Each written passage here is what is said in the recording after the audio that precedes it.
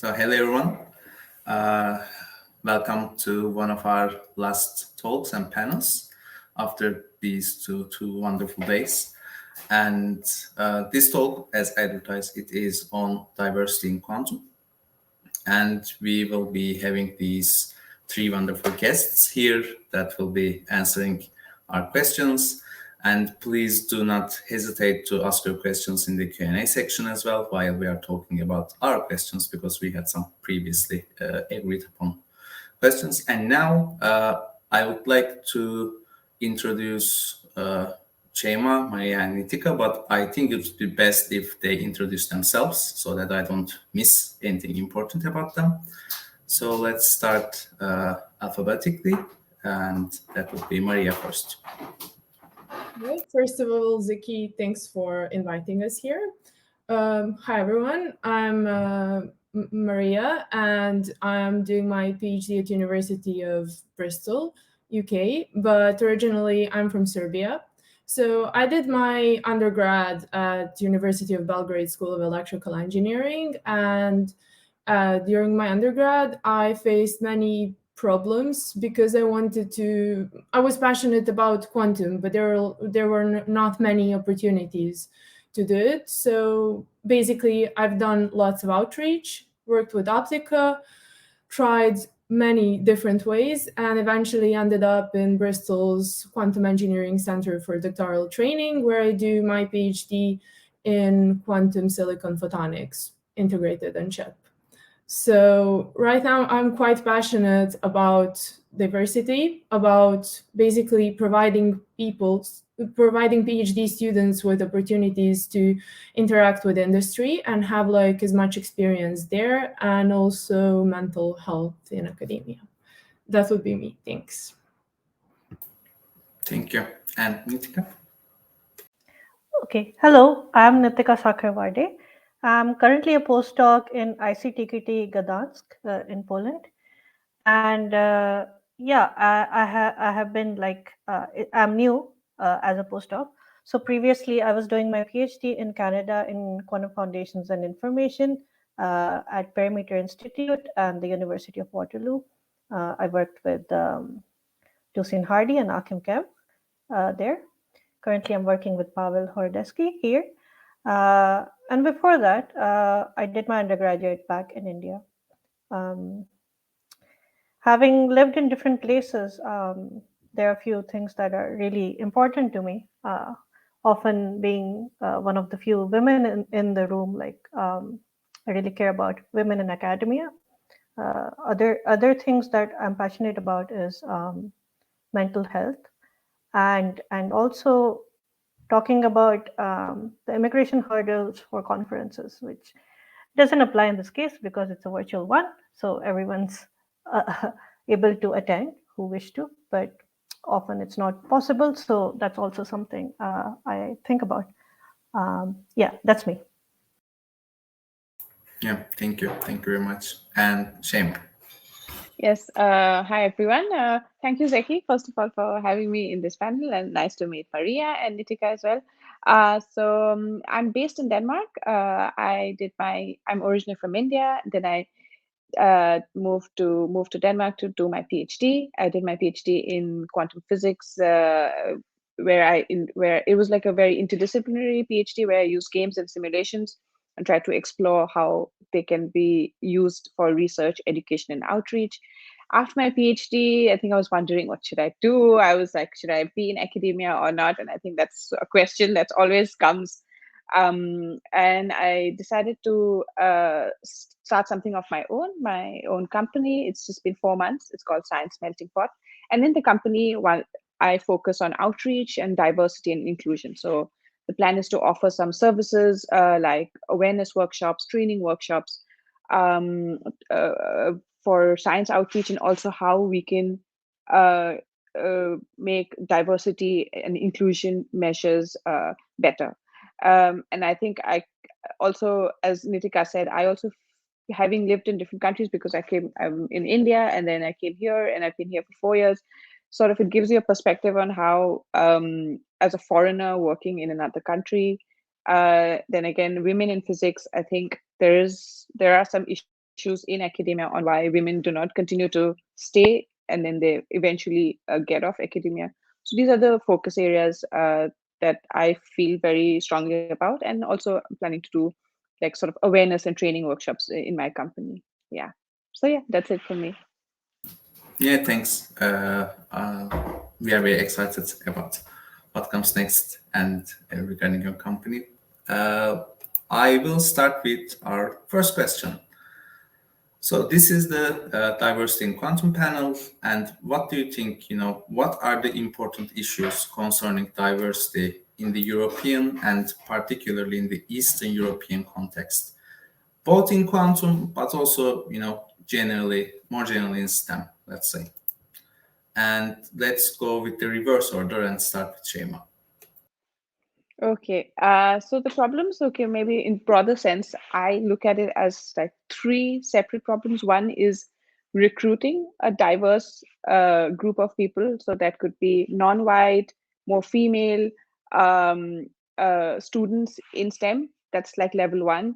Level two is, let's say we do have recruitment, like we do have a lot of um, culturally diverse people coming in or gender diversity coming in. We also have to make an effort to allow them to flourish and sustain. That's like a second problem. Often there is recruitment, but then the environment doesn't support you, and then you tend to drop out. And then the third is, once you're in the system, how do you reach a position of leadership? That's, yeah. So I think these are like sort of, and for these three different problems, solution, there should be three different kinds of solutions, because it's a, yeah. And so that's, I think, very overall broad that could be applied Europe and I think all over the world. For Eastern Europe, I think I haven't worked in Eastern Europe, or I don't. But what I've read from like some management consulting reports from McKinsey, like they say that Eastern Europe specifically, I think the problem is that they have lower female role models in leadership. So there are, even though there are a lot of graduates that come in, then it continuously drops the workforce, and they don't contribute enough in the workforce, and then it even gets lower in leadership and management roles. And I think that can be seen mostly in technology, and yeah, which can be extended to also quantum technology. Yeah. Yeah, thank you. And Nitika?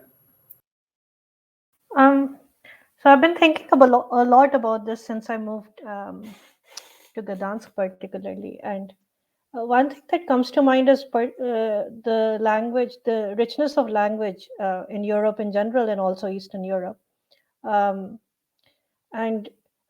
it's like a very interesting thing where academics, the nature of an academic is to move around to different places. Postdocs are short, and you want mobility, but you also want to feel a sense of belonging when you go to a new place. And language plays a big part. So like I think it's very interesting that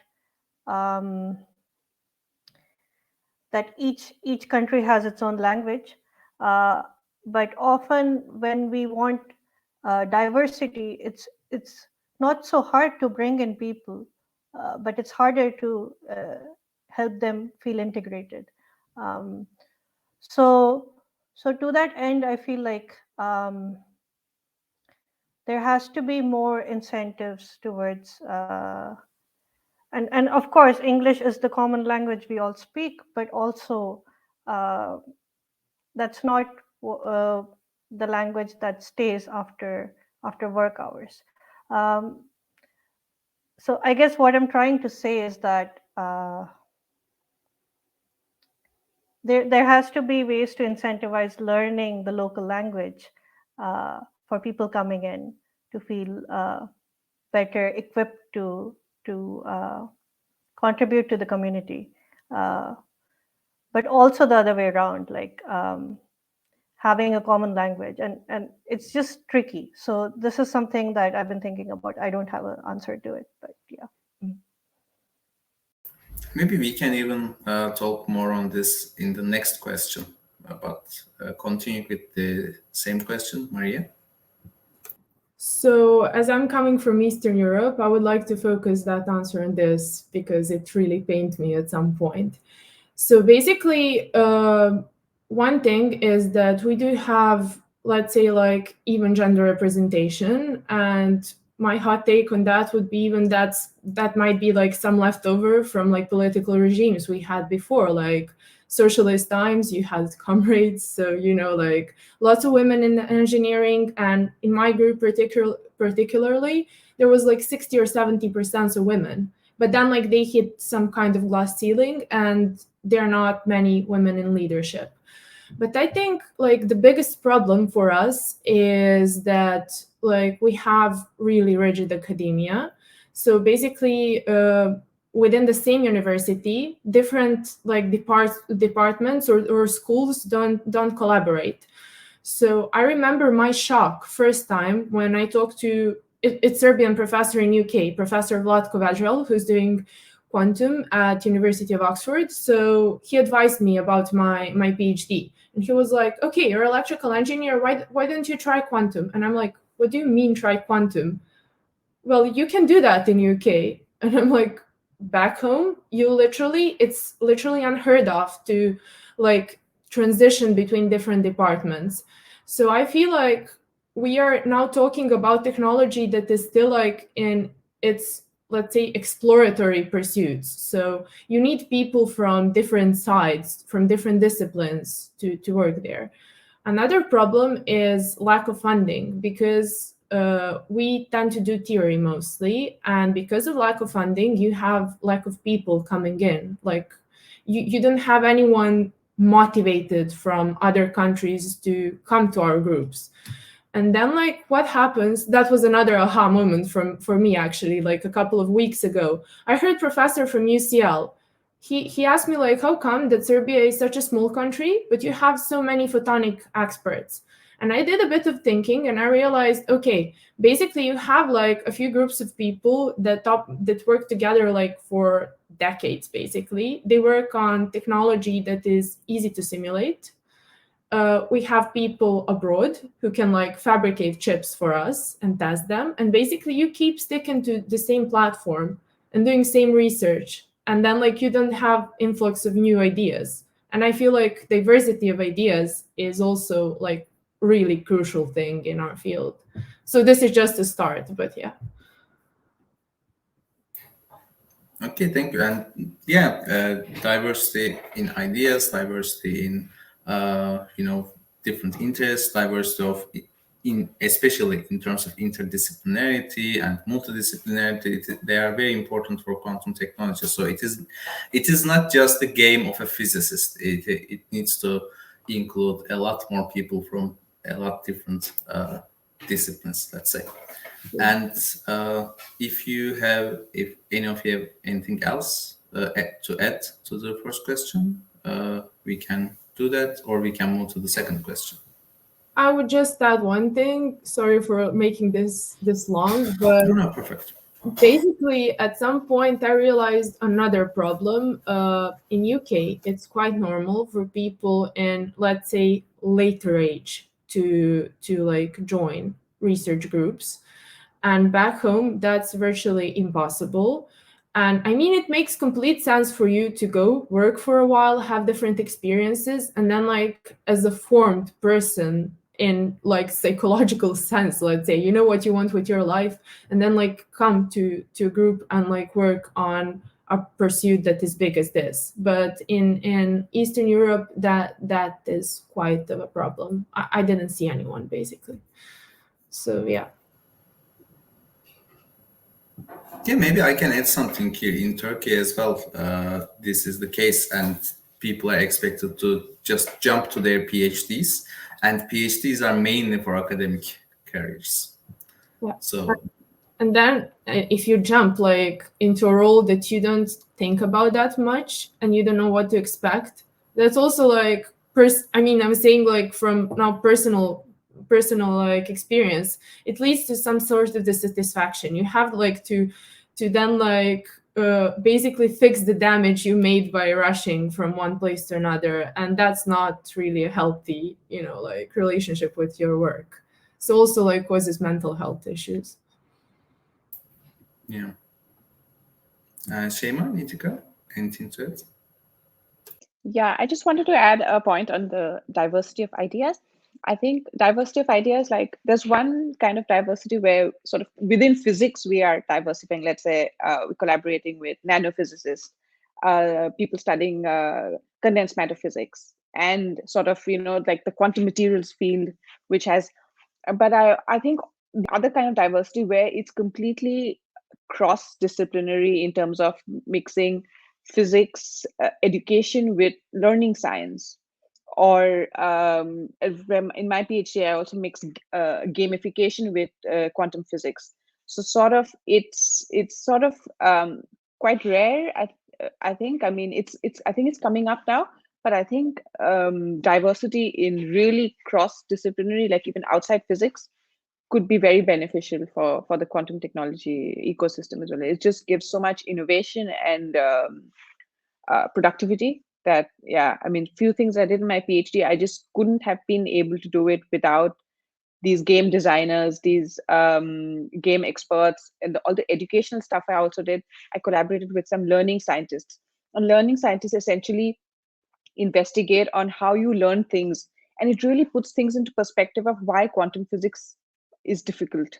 So because in quantum education we say, oh, quantum physics is difficult and we need to use better teaching methods, but I think the learning scientists actually know why it's difficult. It's the language, it's more abstract, and I think it just gave me a lot of perspective. And then I really began to thought, like, we should really also do cross collaborations with really people outside physics as well. Yeah. And I also wanted to add a point. So about ages, I think so. Traditionally, in the academic sense, you want to have masters, a PhD, and so on, to be able to contribute back to the field. But a lot of what is turning up now is really young people who and even the startups are facilitating this by having short courses, boot camps, for people to get acquainted with quantum theory without having to go into a full master's or a full PhD, and they are able to contribute. Um, so that's also one aspect where the quantum startup landscape is benefiting from, which means that there's a lot of work in mentoring the next generation of people getting interested into these topics. Yeah, I definitely agree. And I will move to the second question. And it is a question with two levels. So are there any region-specific problems and or solutions that you believe need to be talked about, especially in this panel? And there are two, let's say, levels in that sense. So on an individual level, like working in diverse teams, or a structural level, like university, industry, creating a support system, funding, counseling, those kind of topics. So let's start by Nitika. So the first thing I feel there should be, at least in universities, but facilitated, is having people from outside Europe who are coming in get acclimatized to the new environment, and because and this is, at least from my little experience that I've noticed, is that because the international student program or the international researcher program is not as big as in North America, for example, this structure is nascent. You can see that there's an intention, but you see that there are many things that can be there that are not there. And therefore, there needs to be some funding allocated to build upon it. Because, I mean, if there's no person assigned to do the job, then you wouldn't have any progress. So that's something that's on my mind at the structural level, at least. Yeah. And Marija? So basically, drawing up from like last question, I think as for personal level, like either like groups or individual teams, I feel like the problems are drawn mostly for lack of structural support. There are, of course, things that the PI can do. For example, push a bit, find some grants. There are many European Union's grants for students to travel to like gain different experiences from different cultures and so on. But as for from like higher level, first of all, there should be like institutions that would like help raise awareness of diversity issues. I feel like most of, especially like older professors, that's what we have a lot back home. Basically, they're not aware of like modern problems that like students, people, young people in academia are facing. And the second thing, as I think that stands for everywhere, like diversity should actually be like formulated as prerequisite for excellence, not a reason for someone to be sanctioned if they don't tick it off a list. Because I feel like individual teams will be then much more motivated like to diversify rather than, okay, I just need like to fulfill a few of my PI duties, for example. Yeah, thanks. And Shema? Yeah, so maybe I'll answer the first part, which is what problems are there at the structural level. I think at structural level is funding, the way we recruit people. I think recruitment styles are also something that needs like a full change. But it's usually the university would lay down some guidelines of either some hiring process that's it's still sort of stuck in the old times, and they do not take into account if someone's on maternity leave or paternity leave, or someone's it's just like a set of list of how many publications or which top journals, but then a person is much more than a publication. So I think that's like on a more structural level. Yeah. Also in terms of having someone responsible and having funds for it, like Nitika also mentioned, like especially for non-EU people who are coming to Europe for education, for conferences. For once you're non-EU, there are lots of visa fees that have to be paid. There's also, it takes at least sometimes 3 to 6 months to get a visa to come to the European country. So, and then on top of that, you also might have a conference fee or a fee already. So, the fees really add up. So I think there needs to be some funds that cover visa fees. And so that can be from the structural part as a solution. Individually, I think teamwork, how to work in a diverse team is something that we usually we take it for granted, like if things are going to work out, but there are often some conflicts that might happen because of, sometimes some people think like there might be a little bit of like competition, because then you have, okay, I'm the quantum expert here. So if you have someone who's non-quantum, some might feel a bit left out in the conversation. But then when you're talking about innovation, everyone brings a skill on the table, and I think that should be highlighted. So maybe as a team leader, I think one has to be very careful in how you executing teamwork, especially when it's a diverse field, both personal, as in both as a culturally diverse place, or a professionally diverse team.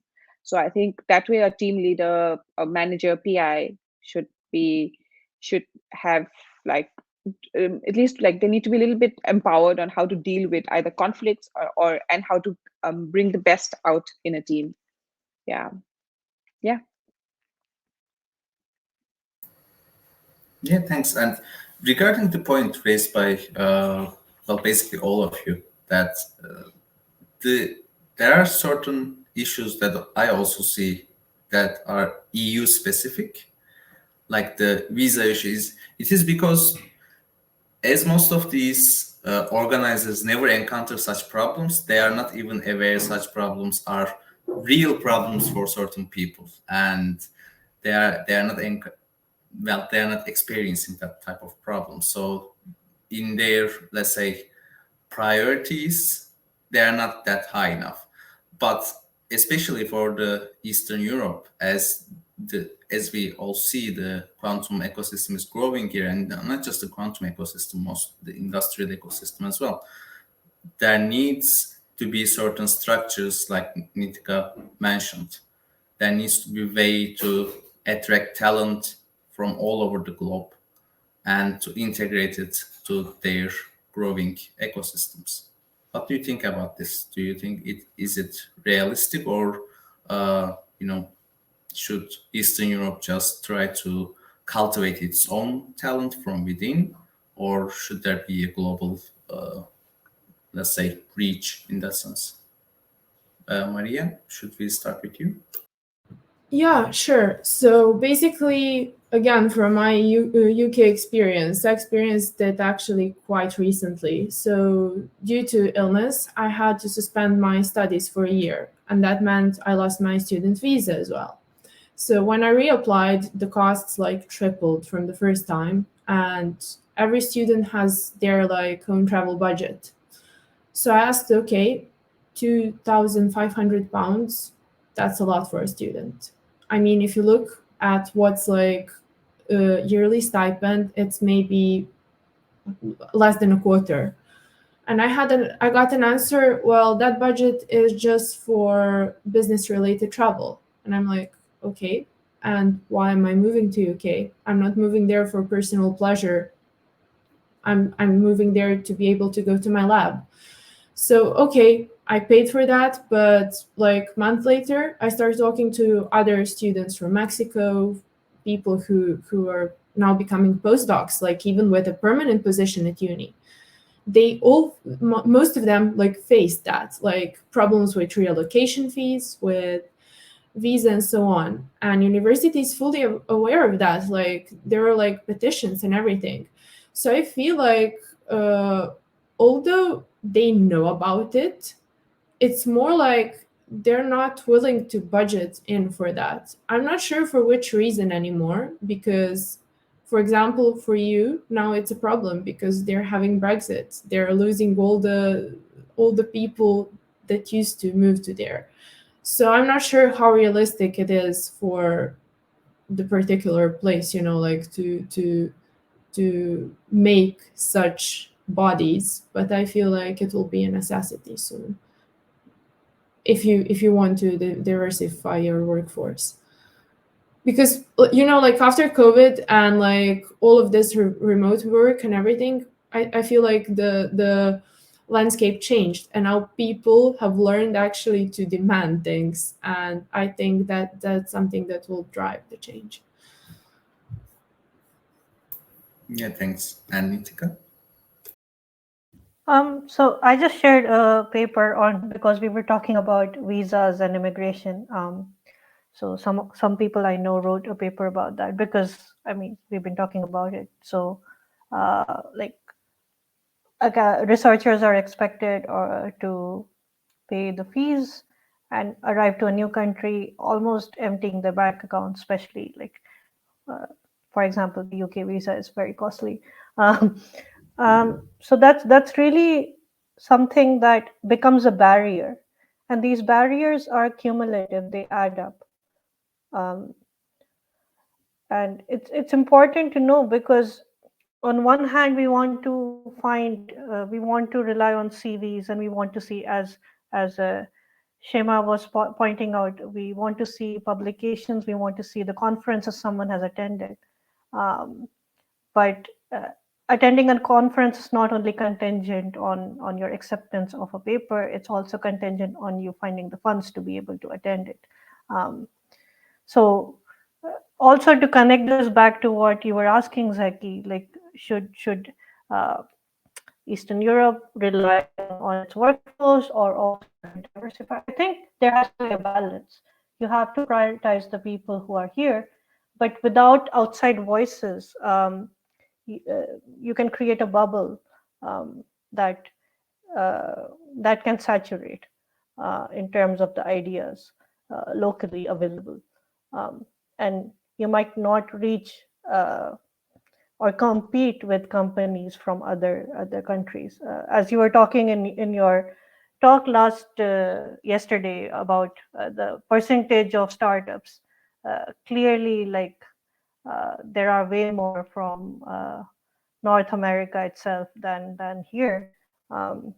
So there has to be an influx of ideas, and it has to be facilitated. And I mean, we are calling this a diversity panel, but uh, like diversity is not sufficient. There has to be inclusion, there has to be accessibility, and we're talking about accessibility needs right now, and it's quite important as well. So yeah, those are my thoughts. Yeah. Yeah, thank you. And Shema, would you like to add something? Yeah, yes, I think I completely agree with what Maria and Tika. And just to maybe add on that, I think this is where management and leadership roles become very important. You need to have a very diverse management team that understands these problems. And also, so that, because right now, I think when you mostly have in the management team, it's either would be, if it's very male dominated, then they don't know what are the barriers for women entering the workforce, or if it's a very uh, white dominated or very, then they don't know what are the hurdles that other outside European countries face, or other cultures or different races face. So, and then, yeah, so I think maybe creating a solution like where we have more management and leaders, where a diverse management board would be one way to to sort of fix as in over time to fix the problem. And I think one point that Maria also raised is, um, even if they're aware of it, they sometimes don't want to do anything about it. That's also, yeah, I also noticed that it's more like, okay, I mean, we can find that maybe we have what we need, and but I think they fail to realize that if you don't diversify, especially within the quantum technology ecosystem now, you will have stakeholders outside your own country for businesses, for quantum startups where you want to reach out globally. You have to know the market insights of a different place. You have to know how things run in a different place. And that is best known when you actually have people from those places working in the university or working in your company. So that gives you more perspective about actually what's happening outside the country.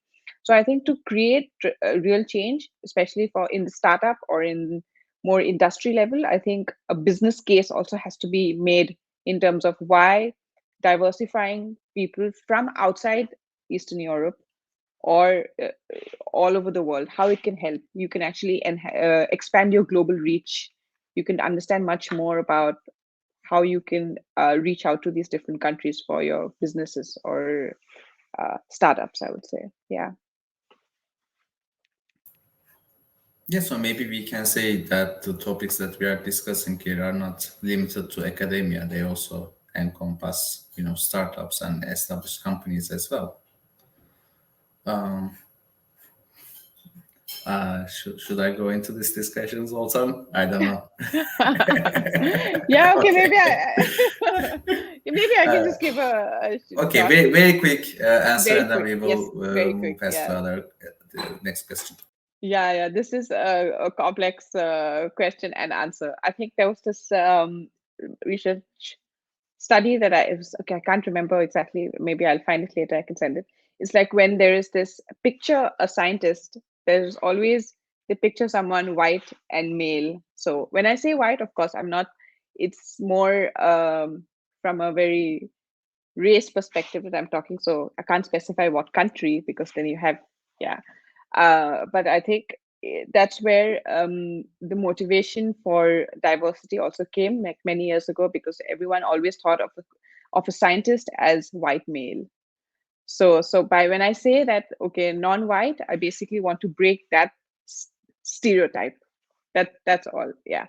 And I think we are quite far ahead. But I think even now, if you actually have if you still see, it's changing now, but I see earlier movies or even comic books or cartoons, they all had this crazy scientist, usually white male with a lab coat and glasses. So I think that was the picture that was there, and that in itself was just one picture. But now we do see different pictures of how a scientist is, and especially a scientist, of a physicist. I think this problem is also very relevant in physics, because a physicist is always thought to be more white male.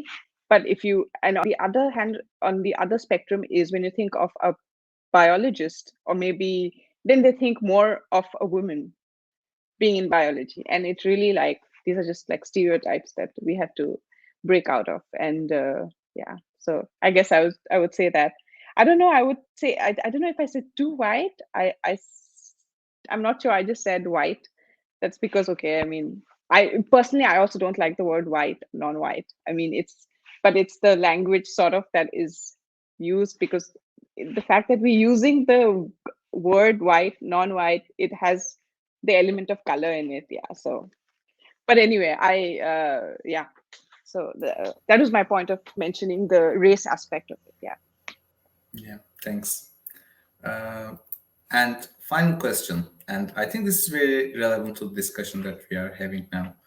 Should diversity be an essential element of any quantum technologies effort, or is it just a good to have trait? So let's begin with Maria. Yeah, sure. So I think I can't like stress enough how important diversity is in our research, because basically there are even many studies, not just in our field.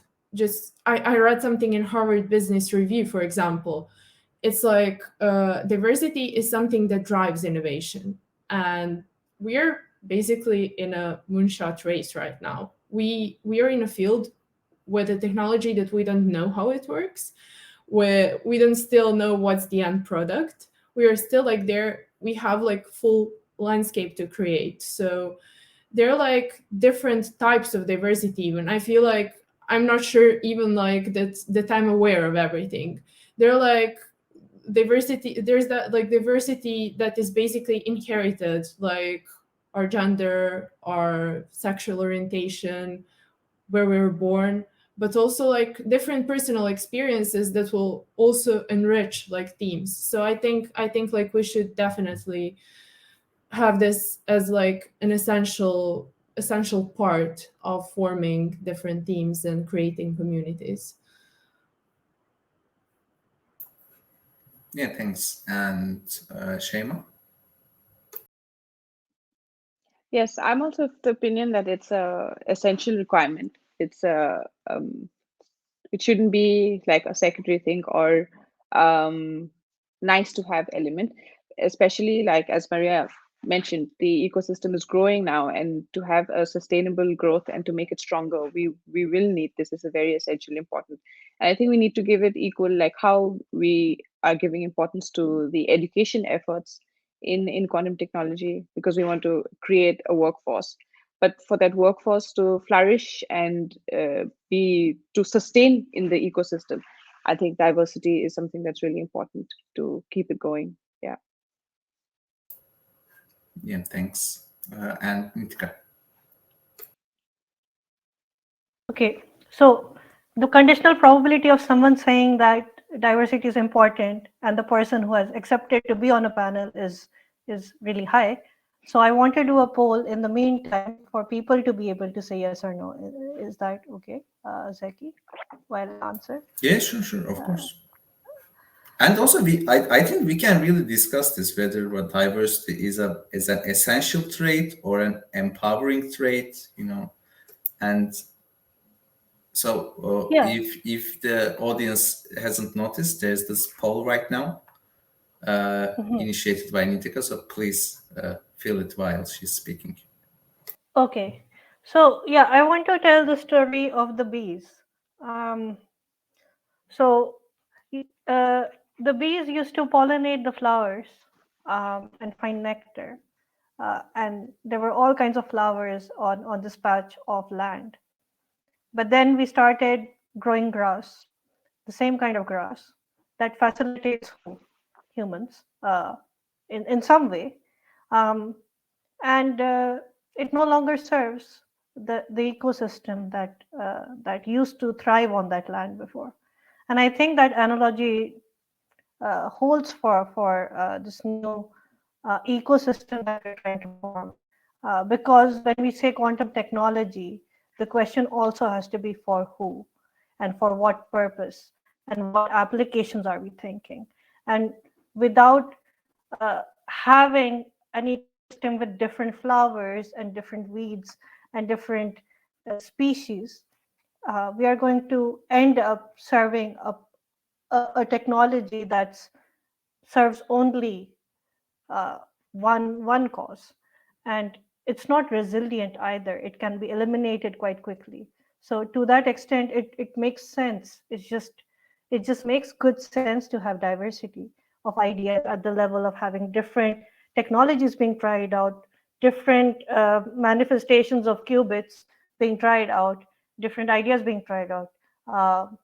Because I mean, that's how nature works as well, and I mean, it works quite well. So we should learn from that. Yeah, and thank you. Also, I see that some people are also filling the poll, but the attendance is not that high. And also the way the question is asked, it is rather unclear what we are saying yes or no to. But yeah. Yeah, so one of the things that maybe we need to a little bit emphasize on what we mean by diversity in that sense, because for example in the nature example there's this diversity, but then there's this elimination as well. So what do we mean? So we have just three minutes left. Yeah. And in this 3 minutes should I get your answers? Yes. Well, but that's also true in the business landscape. You start businesses and there are some startups that flourish and some that don't. But if you have a monopoly of a company that forbids, not forbids, but like makes it hard for startups to flourish, then whatever the agenda of that monopoly is takes the center stage, right? So in that sense, I guess. Yeah, and by the way, I definitely agree with your analogy. And in that analogy, for example, if the opportunity landscape quickly changes, then you basically lose everything. You don't have much way to adapt. But if you start from a diverse background, there is a higher probability that you can adapt. It is not guaranteed, of course, but still. Shema, any final remarks? So let's move to the final remarks because we only have almost 1 minute. Yeah, so I think my final remark would be that diversity, equity, and inclusion, they all go hand in hand. It's an important issue that we have to start now, because it's going to be slow progress, because here we're talking about people's perceptions, people's behavior, changing something structurally. So it's going to take time. So if we need to start now in order to actually have something, to see some changes over in the next 5 to 10 years. So that would be my finishing remark. Thank you. And Maria? Yeah, I agree here. It's really like crucial time to start now thinking about diversity, but also think that it's not about the innovation we're bringing. Yeah, by diversity, you're gonna outperform other teams, but it's also about creating safe environment for people. We want to draw as many people to work there, not just like PhD students or so on. And also it's good to have like different perspectives, because soon we're going to be creating policies. These technologies might have much bigger implications in the world, so that's where also diversity steps in, I think. Yeah, thanks. And Nitika for the final remark. Yeah, I'm just going to say that, diversity is important. I got sidetracked by one of the comments. Sorry. yeah, I've forgotten my train of thought, but I think